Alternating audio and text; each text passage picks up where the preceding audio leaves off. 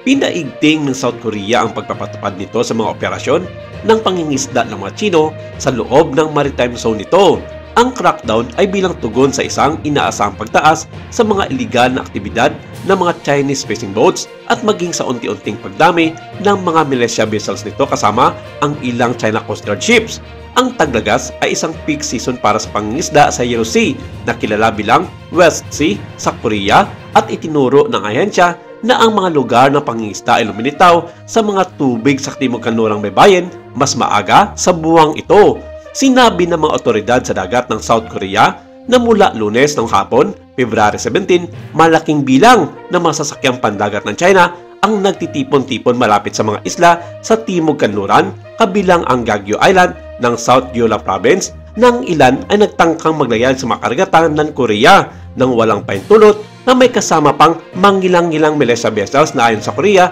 ay hindi nito matansya kung ano ang pakay ng mga ito sa loob ng Korean waters.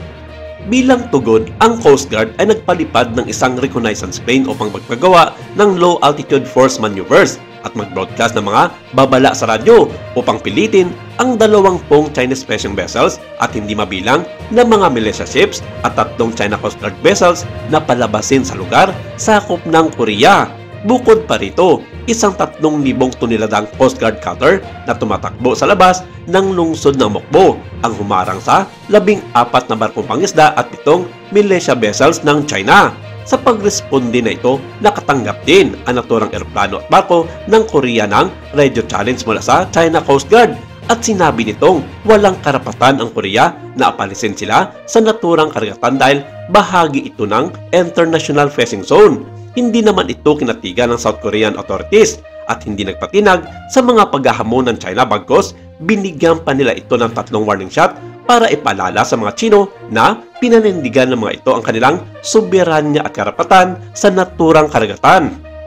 Agad naman nilisan ng masasakyan pandagat ng China ang nasabing lugar at lumayo bagya ng 12 nautical miles mula sa kanluran ng Yellow Sea. Samantala, kinumpirma ng pamunuan ng Sandatahan Lakas ng Pilipinas ang pagbili ng karagdagang gamit militar lalong-lalo na ang 2 submarine at dagdag na ACAS missile mula India. Ayon kay Defense Chief Gibo Tidoro na ang mga malalaking tiket nito ay nasa ilalim ng AFP Modernization Program Horizon 3 at makukuha ito hindi matapos ang termino ni Pangulong Bongbong Marcos Jr. Malaki aniya ang pangangailangan ng bansa na makakuha ng mga submarine sa madaling panahon dahil na rin sa archipelagic geography na mayroon ang bansa at banta sa komunistang China. Ayon kay Mauning, tagapagsalita ng Foreign Ministry ng China, na ang mga ginagawang pagpapaunlad ng Pilipinas sa militar nito ay isang panginganyo ng isang digmaan. Wala umanong karapatan ang Pilipinas na gumawa ng hakbang tulad nito dahil isa itong banta sa seguridad ng rehiyon.